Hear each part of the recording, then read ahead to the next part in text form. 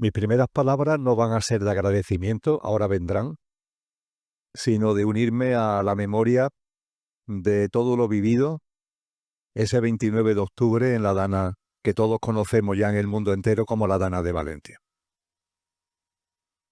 He tenido ocasión de compartir, antes de comenzar este encuentro, con personas que lo habéis vivido de manera directa, en algunos casos con fallecimiento directo de seres tan queridos como un padre, y ciertamente son experiencias muy duras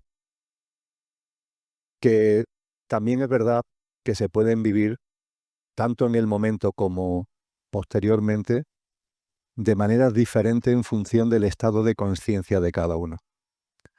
En ese sentido, a Yolanda, a María del Mar, por ejemplo, les agradezco lo que han compartido conmigo antes de arrancar, porque pone de manifiesto que siempre hay un dolor, lógicamente, pero cuando ese dolor se vive desde la conciencia, se aprenden, se sacan lecciones de experiencia que sirven para expandir la conciencia.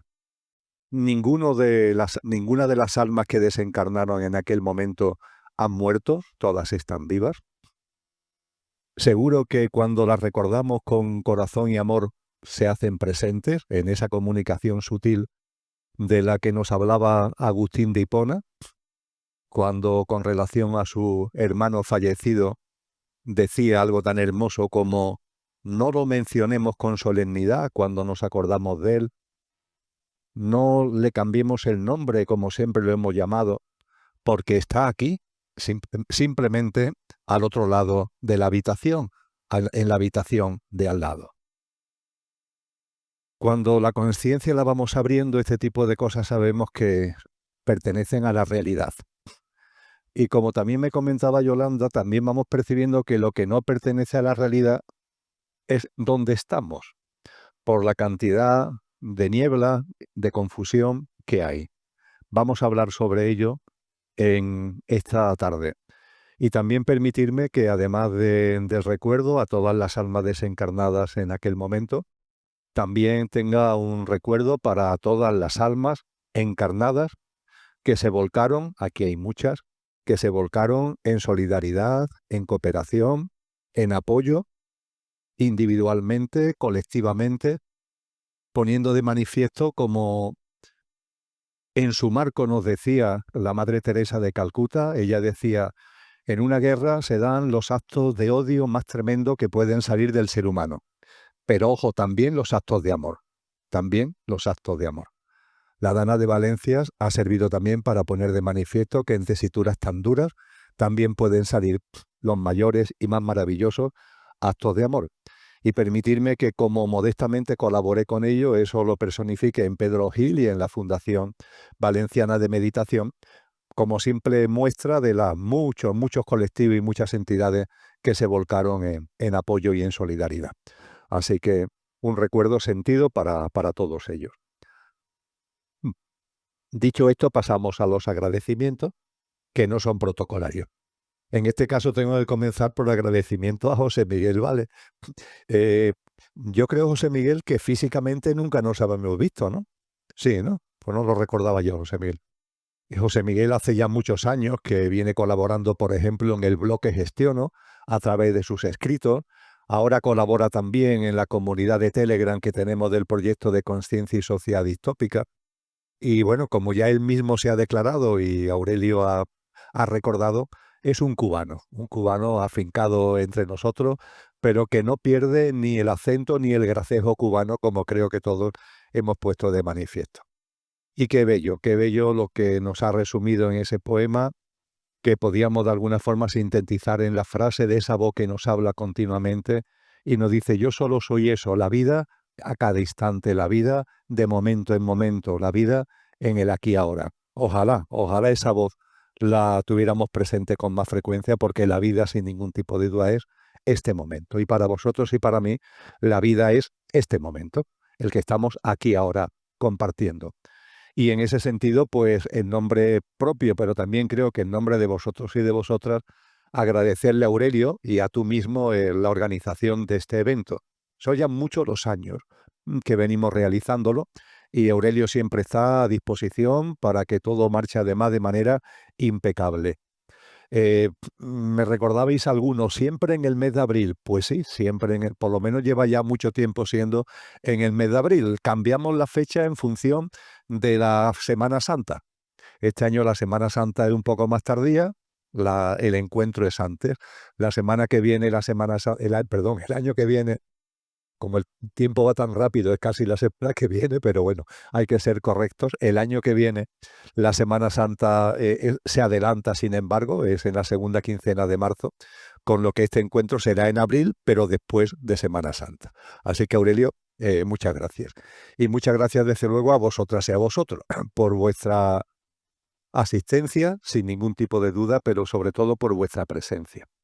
Yo soy un privilegiado. Estando aquí, que os puedo ver a todos y a todas, percibo la hermosa fuerza, el hermoso amor.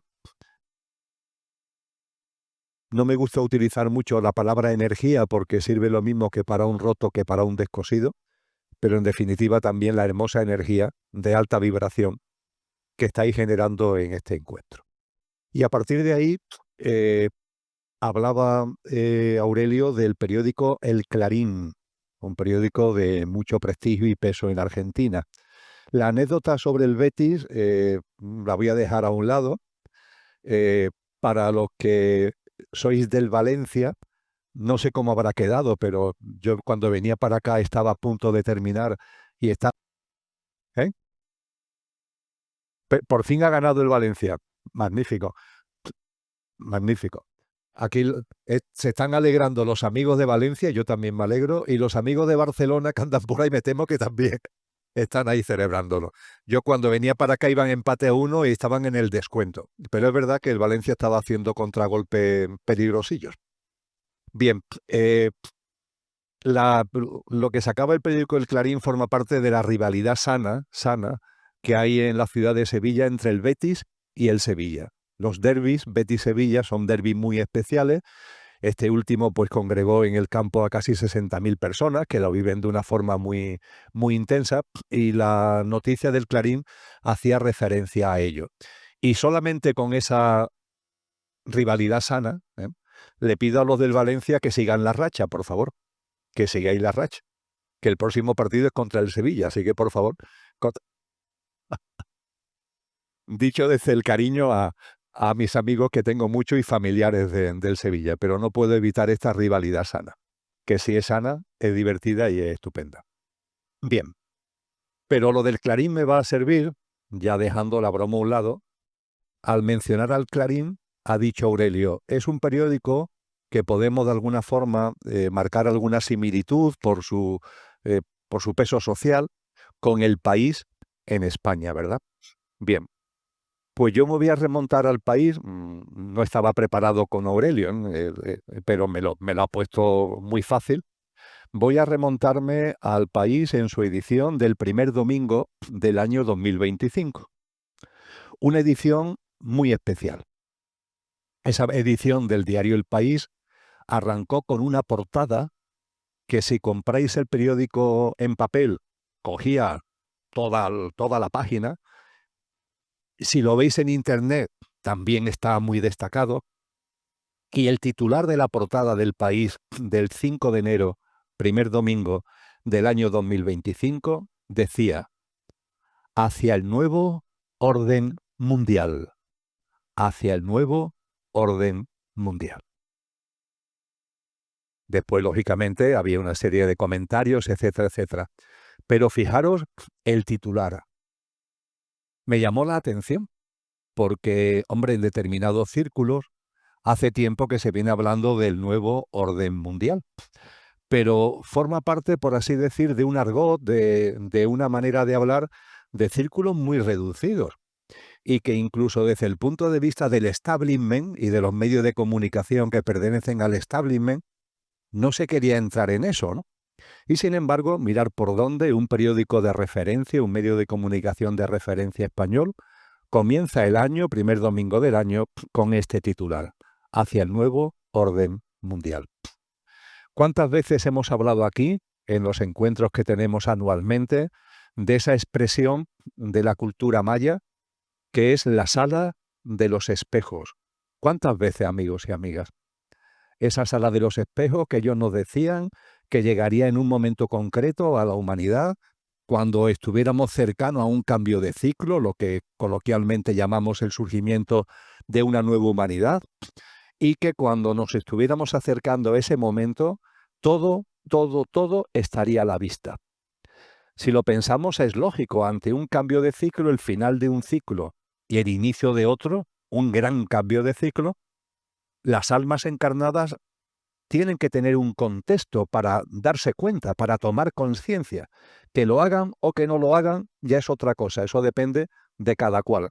Pero tienen que darse las circunstancias para que todo quede a la vista, en lo colectivo y en lo personal, en lo personal y en lo colectivo. Y esto hace referencia a la sala de los espejos. Pues bien, yo uní este titular del País a la sala de los espejos. Todo está a la vista, ya más claro no te lo pueden decir. Acabamos de iniciar el año 2025 y ¿hacia dónde vamos? Hacia el nuevo orden mundial. Más claro, imposible. Más claro, el agua. Ciertamente el año 2024 ha sido un año que a mí me gusta compartir, donde se han culminado los cimientos del edificio del nuevo orden mundial. Los cimientos. Yo no soy un técnico en obras, ni mucho menos, pero bueno, sí sé que cuando se va a hacer un edificio, lo más laborioso y lo que normalmente además ocupa más tiempo es la cimentación. Una vez que ya se han culminado, se han forjado, se han elaborado, se han hecho los cimientos, ya van apareciendo las plantas y las plantas ya van a un ritmo, por así decir, más rápido, ¿no? A veces nos maravillamos que un edificio que lleva ahí un tiempo en obra empiezan a aparecer las plantas muy rápidas. Bueno, porque es que la labor de cimentación, movimiento de tierra, cimentar, es una labor ardua que suele ocupar mucho tiempo. Bueno, pues utilizando ese símil, me gustaría compartir con vosotros y con vosotras como hipótesis para vuestra consideración, no para que lo creáis, pero que mi percepción es que los cimientos del nuevo orden mundial se pusieron en el año 2024 y que ahora, entre el año 2025 en el que estamos y el 2029, son 5 años, 25 a 29, un lustro, son 5 años, vamos a ir viendo cómo van poniéndose las plantas del nuevo orden mundial. Y lo vamos a ir viendo. Y claro, el nuevo orden mundial significa el surgimiento de algo que es nuevo, de ahí el nombre, pero también el desmantelamiento de lo viejo. Y eso también lo vamos a ir viendo. Es decir, vamos a ir viendo cómo va surgiendo ese edificio nuevo y a su vez lo que han sido las estructuras desde el punto de vista social, económico, etcétera, tecnológico, van a caer las antiguas para que aparezca ese nuevo orden. Es en lo que estamos. Y me gustaría también invitaros a la siguiente reflexión. Cuando observemos lo que está ocurriendo y lo que va a ocurrir de aquí al año 2030, con la famosa agenda como telón de fondo, nos va a llamar mucho la atención lo que vemos a simple vista, porque van a ser acontecimientos de mucho movimiento y con mucho eco. Vuelvo a la sala de los espejos, con mucho eco, con muchas noticias, con mucho ruido mediático en torno a ello. Pero os invito a que no os quedéis en la punta del iceberg, que no olvidéis que lo que vemos de mano de ellos, la sala de los espejos nos muestra todo y también nos muestra que lo que veamos de manos de ellos, lo que nos digan los medios de comunicación, lo que nos digan los foros que pertenecen, entre comillas, a esos mismos que están promoviendo el nuevo orden mundial, lo que nos muestran es solo la punta del iceberg. Si consultáis Wikipedia, nos dice que un iceberg, todos sabemos lo que es, ¿verdad? Una masa de hielo que se ha desgajado de un glacial y anda por el océano.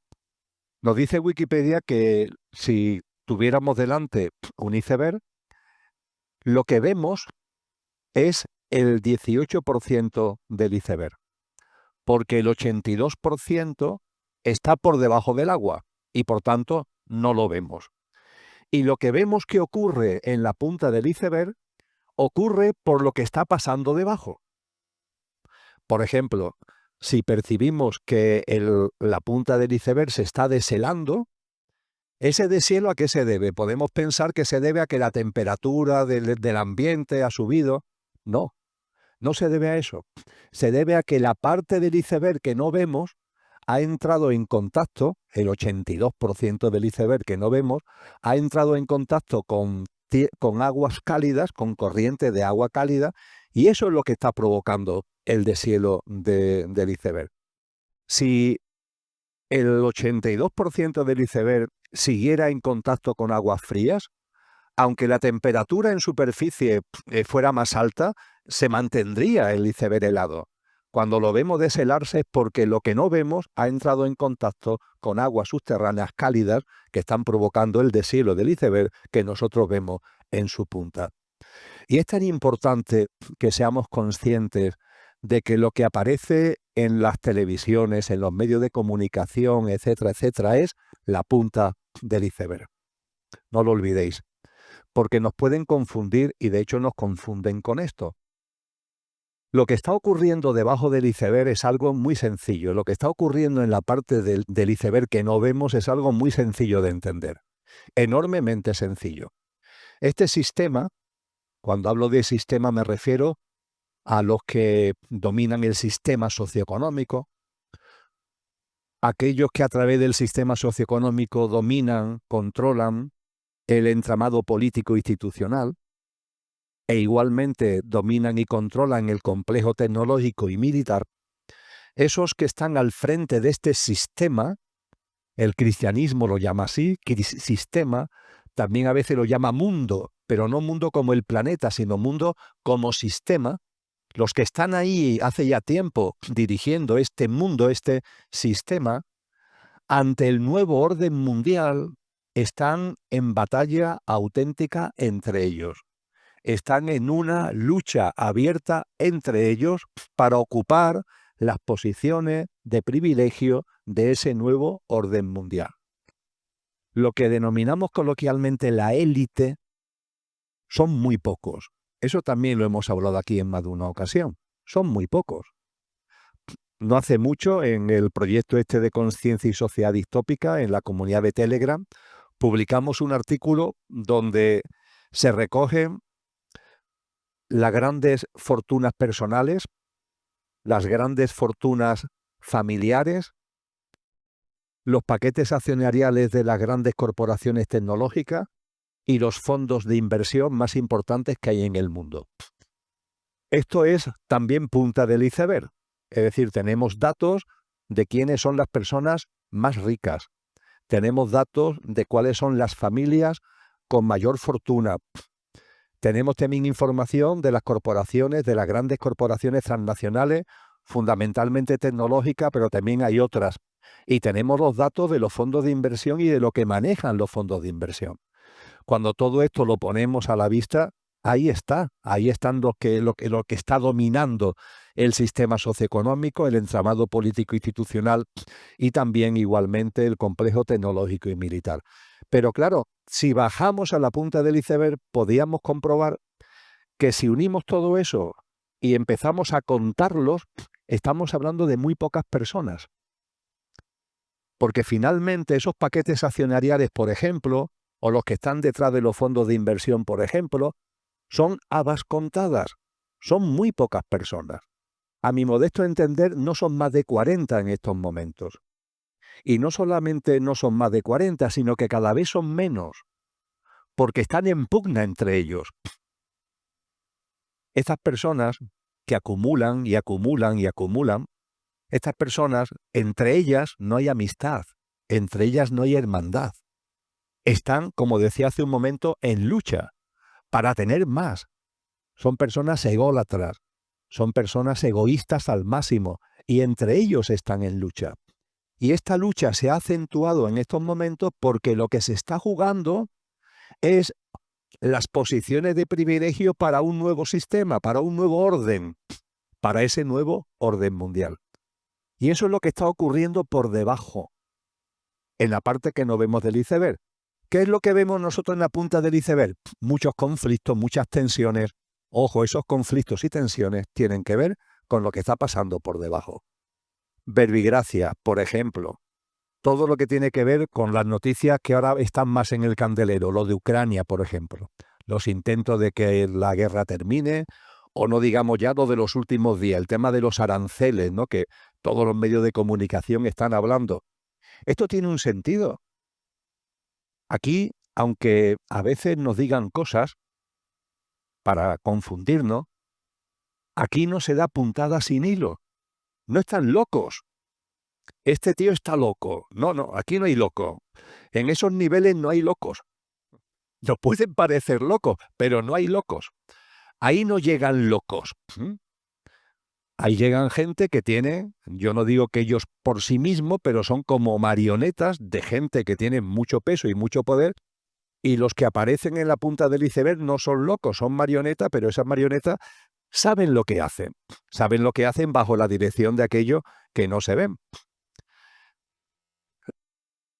Cuando os comparto, para que nos podamos buscar un símil que nos dé un poquito de sentido del humor, que es necesario. Cuando comparto con vosotros y con vosotras que entre ellos están en una lucha por los puestos de privilegio en el nuevo orden mundial, fijaros, lo que ha sido el orden actual ya no está desapareciendo. Los que han tenido hasta ahora el poder siguen queriéndolo tener. Pero claro, el nuevo orden es otra cosa distinta, con lo cual tienen que ganárselo, entre comillas. Y empieza la pelea entre ellos, en la que están metidos. Pues bien, para que nos podamos hacer una idea gráfica y que sea también divertida, ¿quién no ha oído hablar, e incluso seguro que muchos hemos jugado a ello, a lo que se llama el juego de la silla? ¿Quién no ha jugado alguna vez al juego de las sillas? Hay unas cuantas sillas y gente que están normalmente bailando en torno a las sillas. Y cuando la música se para, hay que sentarse. Pero siempre hay una silla menos que el número de personas que están girando en torno a la silla, con lo cual uno se queda sin silla. Dejas de jugar, estás expulsado del juego. Seguimos el juego, quitamos otra silla y los que han mantenido ahí el juego dan vueltas. Se para la música. Claro, el mismo problema. Hay una silla menos que los que están compitiendo, con lo cual se sientan cada uno como pueden, pero hay uno que se queda sin silla. Pues tú quedas fuera. Creo que es un juego que si no lo habéis jugado, por lo menos sabéis de lo que estoy hablando. En eso están ellos, con sentido del humor. Están en el juego de las sillas. Las sillas son pocas y ellos son más que las sillas que hay. Las sillas de privilegio son pocas y ellos son más que las sillas de privilegio en el nuevo orden mundial, porque el nuevo orden mundial va a concentrar el poder como nunca. De hecho, se nos dice en los textos cristianos que habrá un momento que en ese nuevo orden mundial el poder esté en manos de una persona, lo que le llaman la bestia, la figura de la bestia. Con lo que hay una concentración de poder cada vez mayor, es decir, cada vez hay menos sillas, y claro, si hay menos sillas, se van expulsando a gente que hasta ahora han tenido silla, pero que ya no la van a tener. Eso es lo que está pasando por debajo, en la parte del iceberg que no vemos. Y si lo reflexionáis, lo repito como hipótesis para vuestra consideración, aquellos miembros de la élite que en la punta del iceberg están representados por Europa, por la política europea, por la economía europea, los miembros de la élite bajo la punta del bajo el agua, en la parte del iceberg que no vemos, cuya representación en la parte del iceberg que sí vemos es Europa, la economía europea, la socioeconomía europea, la política europea. A esos, los otros han tomado el acuerdo de dejarlo sin sillas. Hay que echar a gente, y oye, aquí vamos a llegar a acuerdos entre nosotros. Entre ellos no se llevan bien, pero oye, hay que quitar a gente. ¿Por qué no nos ponemos de acuerdo y le damos una puñalada trapera a estos para quitárnoslos de en medio? Me estoy expresando muy coloquialmente. ¿Qué es lo que estamos viendo? Fijaros, de pronto la élite que está representada en la punta del iceberg por Estados Unidos y en particular por Donald Trump, tiende cables, tiende puentes hacia la élite que representa Putin. Y evidentemente la élite que representa Putin tiene una relación muy estrecha con la élite china, la élite representada por China. ¿Qué cosa más rara? Que Rusia y Estados Unidos, que siempre se han llevado mal, entre comillas, y Rusia y China, perdón, y China y Estados Unidos, que se llevan mal, mira por dónde ahora Estados Unidos tiende puentes, tiende la mano a Rusia, sabiendo además que Rusia tiene una relación muy estrecha con China. Pero claro, no olvidéis tampoco de una cosa, y es que Rusia y China lideran una cosa que se llaman el BRICS. Y el BRICS es un acrónimo de una organización de países que cada vez tiene más peso. Las siglas son de Brasil, Rusia, la India, China y Sudáfrica. Pero se le han unido más países. Y en medio, pillado por un sitio y por otro, Europa. Y Europa dando como gritos de que tiene que hacer cosas ¿ante qué? Lo que nos dicen los medios de comunicación, hay que rearmarse. ¿Rearmarse? Si Europa no tiene prácticamente industria militar, la tiene, pero en comparación con la industria estadounidense es muy poca cosa. Si de cada 100 euros que Europa gasta en gasto militar, de cada 100 euros, 65 van a industrias americanas, porque son las que fabrican armamento de mejor tecnología y más puntero. Que cuando nos dicen en el telediario que Europa va a gastarse 800.000 millones de euros en rearmarse, lo que nos están diciendo es que están firmando un cheque en blanco de más de $500 millones de euros para las corporaciones norteamericanas. Yo diría que lo que estamos viendo actualmente detrás de estas declaraciones rimbombantes es que Europa, es decir, los miembros de la élite que por debajo del iceberg, aparte que no vemos, en la punta del iceberg están representados por Europa, han aceptado el pasar a posiciones secundarias. Lo han aceptado. Han aceptado que ante las alianzas estratégicas que han hecho los otros miembros de la élite, ellos no van a tener un lugar de privilegio. Eso sí, lo que sí quieren es que, aunque no sean posiciones de privilegio, tengan sillas en la segunda fila. Y eso van a tenérselo que ganar, por cierto. Y se lo van a tener que ganar precisamente con cosas como la que estamos diciendo, canalizando dinero nuestro, dinero de los ciudadanos europeos, a las corporaciones militares norteamericanas. ¿De verdad alguien en su sano juicio se cree que Rusia va a invadir Europa? ¿De verdad? Vamos a ver, yo no digo que no vaya a haber algún escarceo militar en alguno de los países que antes pertenecían a la Unión Soviética, pero que Rusia va a invadir Europa. Hombre, ya está bien de meter miedo, ya está bien de engañarnos, pero si lleva 3 años peleando con Ucrania y no ha conseguido más del 15% del territorio, que sí, que tiene armamento nuclear, sí, ciertamente tiene armamento nuclear, pero desde el punto de vista de invasión, el armamento nuclear, ¿qué va a hacer? ¿Destruir Europa? Eso no sería invadir Europa, sería destruir Europa. ¿Pero qué se gana con destruir Berlín, París o Madrid con una bomba nuclear? Eso no tiene ni pie ni cabeza. Hay, como siempre, una estrategia de miedo, y en esa estrategia de miedo lo que se está ahora mismo vendiendo en Europa es simplemente una pose de unos miembros de la élite que saben que ya no tienen lugar de privilegio en el nuevo orden mundial y que están intentando al menos, ya que no tienen un sitio en la primera fila, tenerlo en la segunda. Todo esto lo comento no para seguir entrando en detalles, sí para, de alguna forma, convocaros a que miréis más allá de la punta del iceberg, que no nos creamos lo primero que aparece en la pantalla, en el escenario, porque hay detrás otras cosas, y que también seamos conscientes de que ellos están a lo suyo. Ellos están a lo suyo. Los que van ganando sitio, los que van perdiendo sitio, los que tienen silla en la segunda fila, ellos van a lo suyo. Y nos intentan permanentemente engañar con grandes declaraciones de intenciones, con mucha palabrería, toda vacía, toda zafia. que incluso conforme nos vamos dando cuenta de las cosas son un insulto a la inteligencia. Pero lo cierto es que paso a paso, se va a ir construyendo ese nuevo orden mundial al que he empezado a hacer referencia a propósito de la portada del País del 5 de enero.